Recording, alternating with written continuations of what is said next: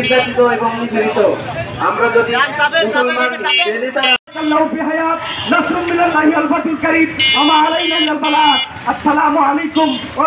মানুষ আছে মুসলমান ধর্মে, ইসলাম ধর্মে, কিন্তু আমরা ইসলাম ধর্মের আইন নিয়মকে তাহলে আমাদের এই সমবেত হওয়াকে কবুল করে নিই। সবাই বলি আল্লাহুম্মা আমিন।